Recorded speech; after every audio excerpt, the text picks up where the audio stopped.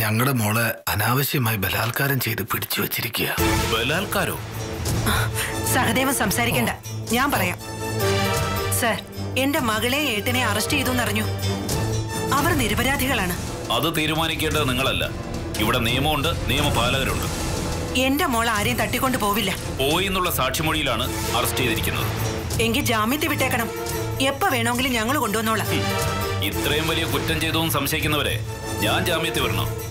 അത് നടക്കാത്ത കാര്യമാണ്. കൗൺസിലർ വിളിച്ചു പറഞ്ഞതല്ലേ, ഇനി MLA കൊണ്ട് വിളിച്ചു പറയിക്കണോ? മന്ത്രി വന്ന് പറഞ്ഞാലും രജിസ്റ്റർ ചെയ്തു പോയ കേസ് ഇനി മാറ്റില്ല. പ്രതികൾ സംശയത്തിന്റെ നിഴലിൽ നിൽക്കുന്നിടത്തോളം കാലം കോടതിയിൽ നിന്നല്ലാതെ ജാമ്യം എടുക്കാൻ കഴിയില്ല. ഐ ആം സോറി, ഇതെന്റെ നിസ്സഹായാവസ്ഥയാണ്. സാറ് ശ്രമിച്ചാൽ നടക്കാവുന്നതേ ഉള്ളൂ. ശ്രമിക്കില്ല. ഇത്തരം കേസുകളിൽ അങ്ങനെ ശ്രമിക്കാൻ പാടില്ല. കുട്ടികളെ കാണാതാവുന്നത് കേരളത്തിൽ ഒരു നിത്യ സംഭവമായി കൊണ്ടിരിക്കുകയാണ്. ഈ കുറ്റവാളികൾ ഒരു ചങ്ങല പോലെയാണ്. ഒരുപക്ഷെ അതിന്റെ ഇങ്ങേയറ്റത്തെ കണ്ണികളായിരിക്കണം അരവിന്ദാക്ഷനും ഗീതവും. അല്ല, എന്റെ മോള് പാവ സാറേ. പാവങ്ങളാണ് പലപ്പോഴും ഇതുപോലത്തെ ഏജന്റുകളാവുന്നത്. ജാമ്യം തരില്ലെങ്കിൽ വേണ്ട, ഞങ്ങൾ മറ്റു മാർഗങ്ങൾ നോക്കിക്കോളാം. അതുവരെ എന്റെ മോളെ ഉപദ്രവിക്കാതിരുന്നാ മതി. നിങ്ങളുടെ മോള് പോലീസിനെ ഉപദ്രവിക്കാതിരുന്നാ മതി. അല്ല, അതെന്താ സാർ അങ്ങനെ പറഞ്ഞത്? കാലം മാറിപ്പോയില്ലേ? പോലീസിനെ കയറി ഉപദ്രവിച്ചിട്ട് പോലീസ് പീഡിപ്പിച്ചു എന്ന് പറയുന്ന കാലമാണ്. വിശ്വസിക്കാൻ പറ്റില്ല. അപ്പൊ ശരി, സത്യസന്ധമായ അന്വേഷണമായിരിക്കും നടക്കുക. നിങ്ങളുടെ മകൾ കുറ്റവാളി അല്ലെങ്കിൽ ജാമ്യം നൽകിയിരിക്കും. വയ്ക്കോളൂ.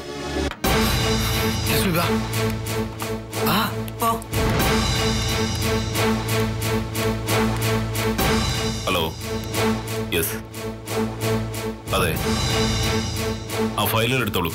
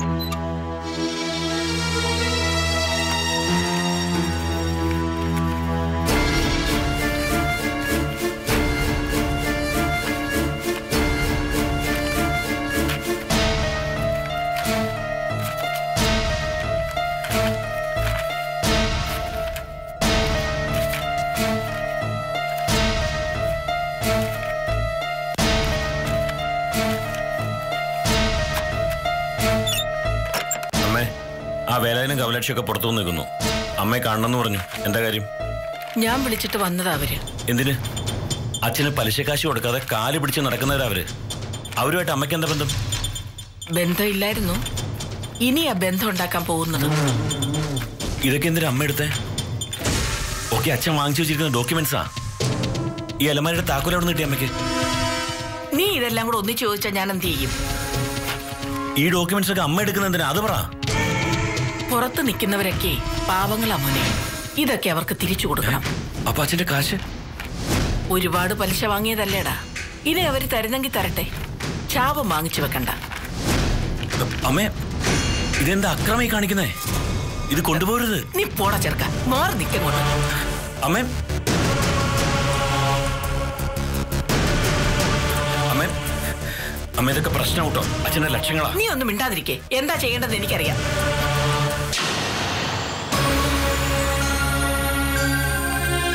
വേലായുധത്തിന് എത്ര രൂപ വാങ്ങിയിട്ടുണ്ട് അങ്ങേരുടെ കയ്യിൽ നിന്ന്? ഇളയ പെങ്കൊച്ചിനെ കെട്ടിക്കാൻ വേണ്ടി വാങ്ങിച്ചതാ 1 ലക്ഷം രൂപ. 3 ലക്ഷം രൂപയോളം ഞാൻ പലിശ കൊടുത്തു. കഴിഞ്ഞ 2 മാസമായിട്ട് കൊടുക്കാൻ പറ്റിയില്ല. മിഥുനം കർക്കിടകം അല്ലേ, പണിയില്ലായിരുന്നു. ഇനി നിങ്ങൾ പലിശ കൊടുക്കണ്ട. മുതൽ കൊടുക്കാൻ പറ്റുമെങ്കിൽ കുറേശ്ശെ കൊടുക്ക്. നിങ്ങളുടെ കയ്യിൽ നിന്ന് എന്താ ഈട് വാങ്ങിച്ചിരിക്കുന്നേ? ആധാരം, പെരയുടെ ആധാരം. ആ, ഇതാ ആധാരം ഇതിലുണ്ട്, ഒപ്പിട്ട പേപ്പറും ഉണ്ട്. ഇനി മേലിൽ ഒരാളുടെ കയ്യിൽ നിന്നും പലിശയ്ക്ക് വാങ്ങരുത്. മുടിയാൻ വേറൊന്നും വേണ്ട. ആരാ കമലാക്ഷി? ഞാനാ. ആ, ഇതാ നിന്റെ ആധാരം. 10 രൂപ പലിശയ്ക്കൊക്കെ കാശ് കടം വാങ്ങിച്ച നിന്നെ തല്ലണ്ടേ കമലാക്ഷി? അത് ഞാൻ വീണ് കിടന്നപ്പോ ചികിത്സയ്ക്കായി വാങ്ങിച്ച കാശ. ഇത്രയും നാളും കൊള്ളപ്പലിശ കൊടുത്തില്ലേ? ഇനി കൊടുക്കണ്ട. അമ്മേ, ഇത് തീക്കളിയാട്ടോ. നീ ഒന്ന് പോടാ ചെറുക്ക. തീ ഇങ്ങോട്ട് വരട്ടെ. മത്തായി, നിങ്ങളുടെ ആധാരം. വേറെ എന്താ ഉള്ളത്? ചെക്കും ഒപ്പിട്ട പേപ്പറും.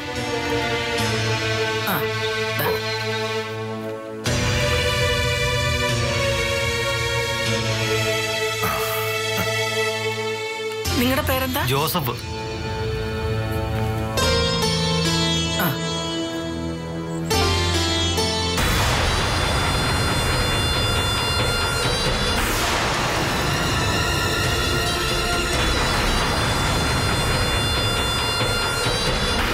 ഇനി 4-5 പേരുടെ ആധാരം കൂടിയുണ്ട്. അവരെയൊന്നും എനിക്ക് നേരിട്ട് പരിചയമുള്ളതല്ല. അറിയുന്നവരാരെങ്കിലും ഉണ്ടെങ്കിൽ എന്നെ ഒന്ന് കാണാൻ പറ. മുതലാളി ഗുണ്ടകളെ വിട്ട് തല്ലിക്കുവോ? തല്ല് നിങ്ങൾ കൊള്ളാൻ നിന്നു കൊടുത്താ ഏത് മുതലാളിയായാലും തല്ലും. ഈ നാട്ടിൽ നിയമവും പോലീസും ഒക്കെ ഉണ്ട്. പലിശ കൊടുക്കുന്നതും ഭീഷണിപ്പെടുത്തുന്നതും കുറ്റകരമാണ്. ധൈര്യമായിട്ട് നിന്നാൽ ആരും ഒന്നും ചെയ്യില്ല. മത്തായി, ആവശ്യങ്ങളാണ് നമ്മളെ പലിശക്കാരുടെ അടുത്തേക്ക് തള്ളിവിടുന്നത്.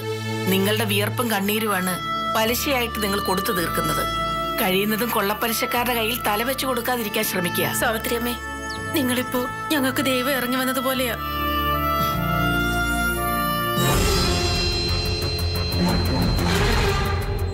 കിടപ്പാടം ഇല്ലാതാവുമെന്ന് പേടിച്ച് ഉറങ്ങിയിട്ടില്ല ഇതുവരെ. നിങ്ങൾക്ക് 100 പുണ്യം കിട്ടും. വേണ്ട, അരുത്. നിങ്ങൾക്ക് വേണ്ടി മാത്രമല്ല ഞാൻ ഇത് ചെയ്തത്. ഈ കുടുംബത്തിന്റെ സമാധാനത്തിനാ. ഈ വീടിന്റെ മേൽക്കൂരയ്ക്ക് താങ്ങാൻ പറ്റുന്നതല്ല നിങ്ങളുടെ കണ്ണീര്. അതില്ലാതാക്കാനാ. പൊക്കോളൂ.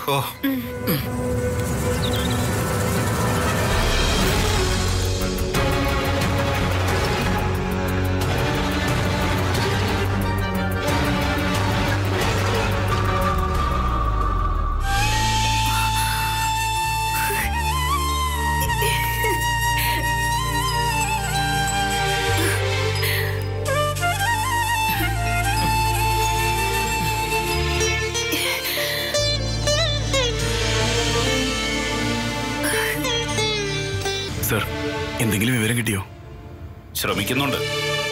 എല്ലാ സ്റ്റേഷനുകളിലേക്കും മെസ്സേജ് പാസ് ചെയ്തിട്ടുണ്ട്. അതുപോലെ തന്നെ റെയിൽവേ സ്റ്റേഷനുകളിലും ബസ് സ്റ്റാൻഡുകളിലുമെല്ലാം തിരയുന്നുണ്ട്. കുട്ടി എവിടെയാണെന്ന് കണ്ടുപിടിക്കാൻ പറ്റും. ഈ അരവിന്ദാക്ഷനും ഗീതൂനും പങ്കുണ്ടെങ്കിൽ അവരെ ശരിക്കൊന്ന് ചോദ്യം ചെയ്താൽ പോരെ സർ? അതിന് ഞാൻ ശ്രമിക്കാഞ്ഞിട്ടല്ല സിദ്ധാർത്ഥ. കാര്യമില്ല.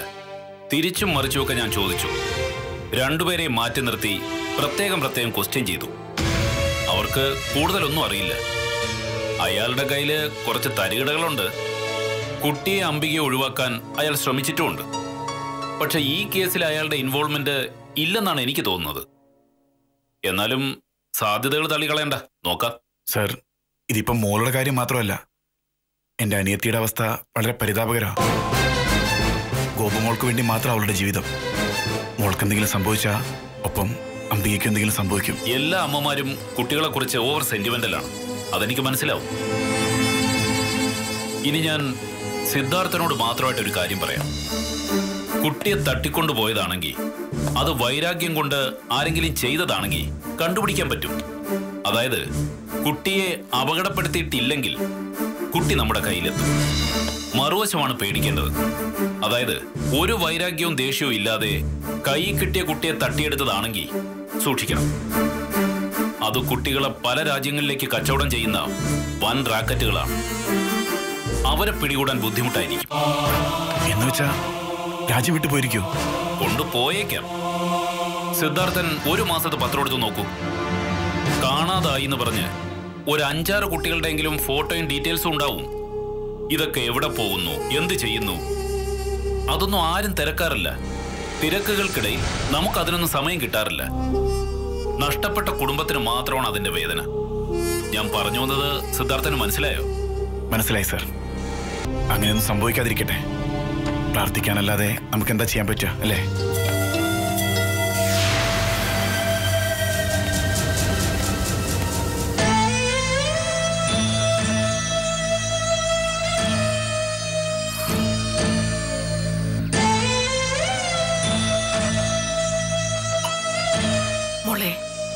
എഴുന്നേക്ക്. എഴുന്നേക്ക്. ഇങ്ങോട്ട് എഴുന്നേറ്റേ. ദേ ഈ കഞ്ഞിവെള്ളം കുടിച്ചേ, ക്ഷീണം മാറും. എനിക്ക് വേണ്ടമ്മേ, എനിക്കിതൊന്നും വേണ്ട. ഒരു തുള്ളി വെള്ളം പോലും കുടിക്കാതെ ഇങ്ങനെ ഒരേ കിടപ്പ് കിടന്നാലേ വയ്യാതാകും. എടുത്തോണ്ട് ആശുപത്രി പോകേണ്ടി വരും. ഇവിടെ കിടന്ന് മരിച്ചാ മതി എനിക്ക്. എന്റെ മോളില്ലാതെ ജീവിക്കണ്ട എനിക്ക്. മോളെ കണ്ടു കിട്ടും. നമുക്ക് പ്രാർത്ഥിക്കാം. ആ പ്രാർത്ഥനയുടെ ഭാഗമായിട്ടാ ആ പാവങ്ങളുടെ ചെക്കും ആധാരവും ഒക്കെ അമ്മ തിരിച്ചു കൊടുത്തത്. അവര് മനസ്സ് നിറഞ്ഞ് സന്തോഷം കൊണ്ട് കരഞ്ഞു പോയത് കണ്ടോ? ആ പുണ്യം നമ്മുടെ കുഞ്ഞിന് കിട്ടും. അവൾ എവിടെയാണെങ്കിലും ആരുടെ കൂടെയാണെങ്കിലും രക്ഷപ്പെടും. ദേ മോളിത് കുടിക്കേ. ഒന്നും കഴിക്കാതിരുന്നാൽ ശരിയാവില്ല. കുടിക്കേ.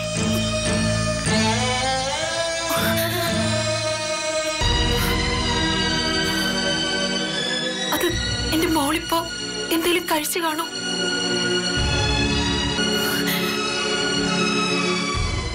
ചില സമയങ്ങളിൽ ഞാൻ വാരി കൊടുക്കാതെ ഒരു വസ്തു കഴിക്കില്ല. ചാട്ടിയും പിടിച്ച പിന്നെ എന്റെ കയ്യിൽ നിന്ന് തല്ല് വാങ്ങിക്കാതെ.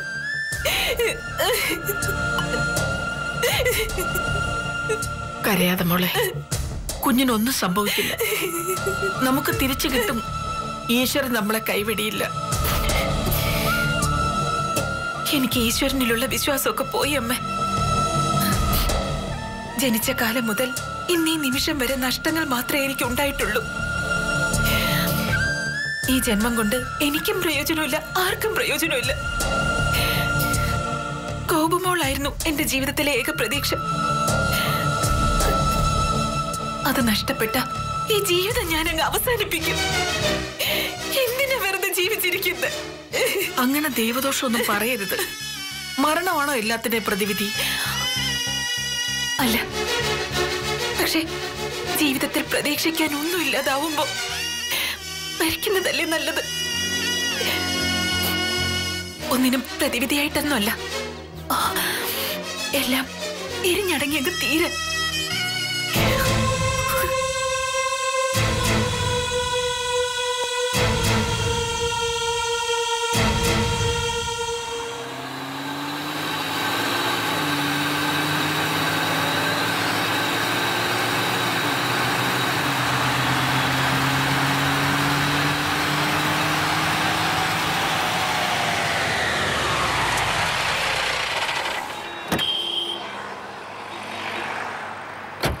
ഞാൻ പറഞ്ഞില്ല അർജുന, ഡീല് തെറ്റിച്ച സേഠ്ജി വെറുതെ ഇരിക്കില്ലെന്ന്. ആളെ വിട്ട് നമ്മളെയല്ല നമ്മുടെ കുടുംബത്തെ ദ്രോഹിക്കുന്നു. ഇപ്പൊ എന്താ സംഭവിച്ചത്? ഇനി ഒന്നും സംഭവിക്കാൻ ബാക്കിയില്ല. എന്റെ കുഞ്ഞെ തട്ടിക്കൊണ്ടുപോയത് സേഠ്ജിയുടെ ആൾക്കാരാ. അവര് വിളിച്ചിരുന്നു. നിന്റെ കുഞ്ഞോ? നിനക്കേതാ കുഞ്ഞ്? എന്റെ കുഞ്ഞെന്ന് പറയുമ്പോ അംബികയുടെ കുഞ്ഞ്. അതല്ലേ നിന്റെ കുട്ടിയല്ലെന്നും പറഞ്ഞ് ബഹളം വെച്ചോണ്ടിരുന്നത്? അതൊക്കെ പണ്ടല്ലടാ. എത്രയൊക്കെ അല്ലാന്ന് പറഞ്ഞാലും അതെന്റെ കൊച്ചു തന്നെയാ. അതിനവര് പിടിച്ചു കൊണ്ടുപോയെങ്കിൽ പോട്ടെ, ഒരു ശല്യം ഒഴിഞ്ഞു കിട്ടിയില്ലേ? ഇനി അമ്പിയെ കൂടി ഒഴിഞ്ഞു കിട്ടിയാൽ നിനക്കടുത്ത കല്യാണം കഴിക്കാലോ. നീ കണ്ണിച്ചോരല്ലാത്ത വർത്തമാനം പറയരുത്. എന്തോ നീയാണാ കണ്ണിച്ചോരുള്ളവൻ? മൈനയെ കൊണ്ടു കൊടുക്കാൻ നിർബന്ധിക്കുമ്പോ നീ എന്താ പറഞ്ഞത്? മരമായാലും മനുഷ്യനായാലും കാശ് കിട്ടിയാൽ മുന്തിയ വിലക്ക് വിൽക്കണം എന്നല്ലേ?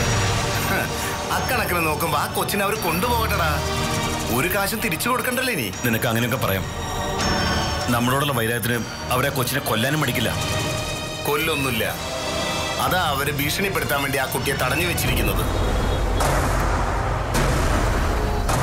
നമുക്ക് ആ കുട്ടിയോട് താല്പര്യമില്ലെന്ന് പറഞ്ഞു കഴിഞ്ഞാൽ അവർ ആ കുട്ടിയെ എവിടെയെങ്കിലും കൊണ്ടുപോയി കളയും.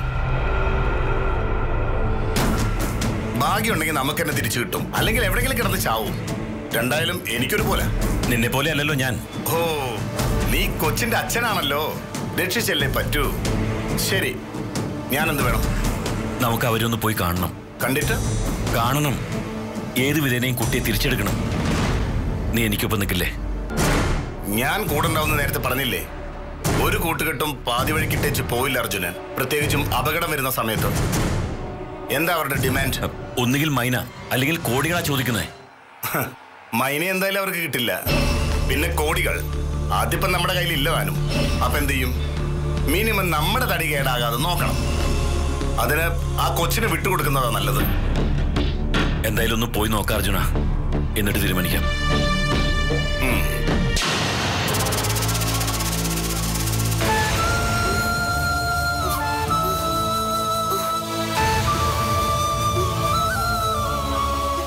എന്താ വേണ്ടത്? വെള്ളം കുടിക്കണോ?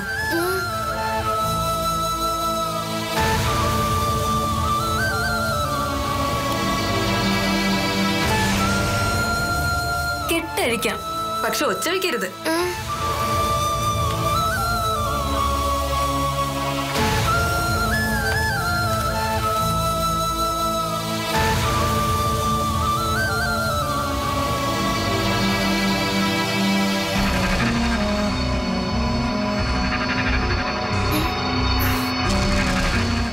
കൊല്ലോ?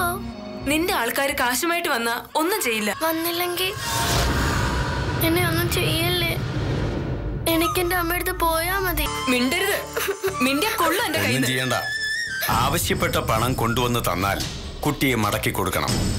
എന്നോട് ഡീൽ തെറ്റിച്ചതിന് പകരം മറ്റൊരു ഡീൽ. അത്രയും വിചാരിച്ചാ മതി. പണം കൊണ്ടുവരുമെന്ന് ഉറപ്പുണ്ടോ? ഉറപ്പ് പറഞ്ഞു. കൊണ്ടുവന്നില്ലെങ്കിലോ? കൊണ്ടുവന്നില്ല എങ്കിൽ ഉറപ്പായും അവർ പോലീസിനെ അറിയിക്കും. ഇവിടം നമുക്ക് ഒരിക്കലും സേഫ് അല്ല സുഗന്ധി. അതിനു മുമ്പ് നമുക്ക് രക്ഷപ്പെടണം. കുട്ടി എന്ത് ചെയ്യും? അങ്ങനെ ഒരു അവസ്ഥ വന്നാൽ കുട്ടിയും കൊണ്ട് രക്ഷപ്പെടാൻ പറ്റില്ല. ഒന്നുകിൽ കൊന്നുകളയണം, അല്ലെങ്കിൽ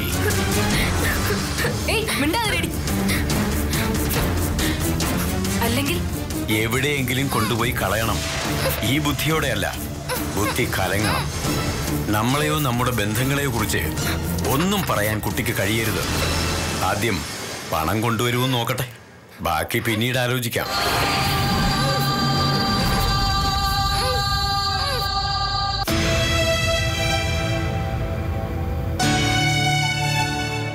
പുറത്തു പോവാണോ?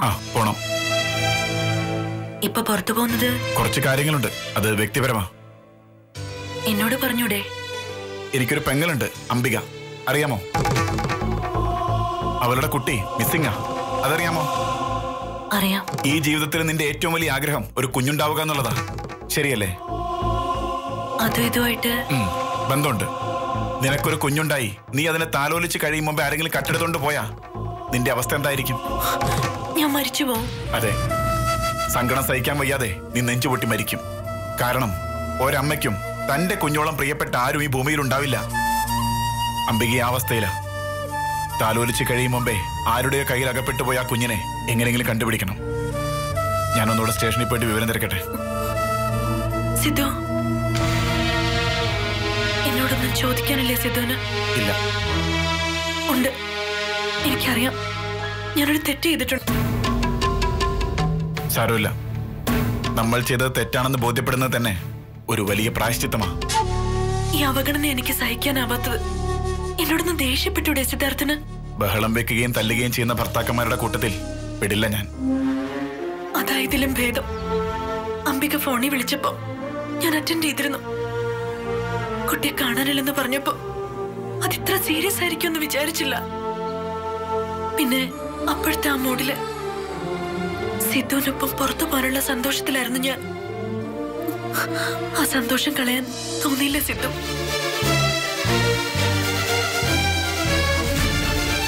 തിരക്കുകൾക്കിടയിൽ വല്ലപ്പോഴും സിദ്ധുവിനൊപ്പം പുറത്തു പോകാൻ പറ്റുന്നത്. ഒരു സായാഹ്നം മാത്രമല്ല, ഒരു രാത്രിയിൽ രാപ്പാടികളാവാന്ന് വരെ സിദ്ധു പറഞ്ഞപ്പോ മോഹിച്ചു പോയി ഞാൻ.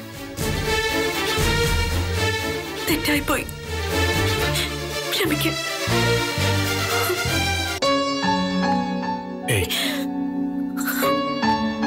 എനിക്ക് മനസ്സിലാവും. നിന്നെ ഞാൻ മനസ്സിലാക്കിയില്ലെങ്കിൽ പിന്നെ വേറെ ആരാ മനസ്സിലാക്കേണ്ടത്? പക്ഷെ മാനസ, ഒരു കാര്യം ആലോചിക്കണം. നമ്മുടെ ഒരു ദിവസത്തെ അല്ലെങ്കിൽ ഒരു മണിക്കൂർ നേരത്തെ സന്തോഷം മാറ്റിവെച്ചാ ചിലപ്പോ രക്ഷിക്കാൻ കഴിയുന്നത് ഒരു ജീവനായിരിക്കും. ചിലപ്പോ കൊടുക്കാൻ കഴിയുന്നത് കണ്ണീരൊഴുക്കുന്നവന് ഒരു സാന്ത്വനമായിരിക്കും. അവിടെ ഈശ്വരനുണ്ടാവും, അവിടെ ഈശ്വര സാന്നിധ്യം ഉണ്ടാവും. എനിക്കറിയാം സിദ്ധു, ഞാനിങ്ങനെ പൊസസീവ് ആവാൻ പാടില്ലായിരുന്നു. സത്യത്തിൽ ഇങ്ങനെ ഒരു പെണ്ണെ ആയിരുന്നില്ല ഞാൻ. സിദ്ധുനറിയാലോ. ഒരാളെ കൊന്നിട്ടാ വന്നെന്ന് പറഞ്ഞപ്പോഴും ആ സിറ്റുവേഷൻ മനസ്സിലാക്കി എന്റെ മുറിയിൽ സിദ്ധുവിനെ ഒളിപ്പിക്കാൻ ധൈര്യം കാണിച്ചതാ ഞാൻ. ആപത്ത സമയത്ത് ആർക്ക് വേണ്ടി ഓടിയെത്തുന്ന മനസ്സായിരുന്നു എന്റെ. കല്യാണം കഴിഞ്ഞപ്പോ വല്ലാതെ ഭർത്താവിലേക്ക് ഒതുങ്ങിപ്പോയി ഞാൻ. Sorry, extremely sorry. സാരമില്ലടാ. ഒരു വലിയ വഴക്കുണ്ടാവേണ്ട കാര്യങ്ങളല്ലേ നമ്മളിപ്പോ സ്നേഹത്തോടെ പറഞ്ഞു തീർത്തത്. ഇത്രയേ ഉള്ളൂ, ഇത്രക്കേ ഉള്ളൂ ജീവിതം.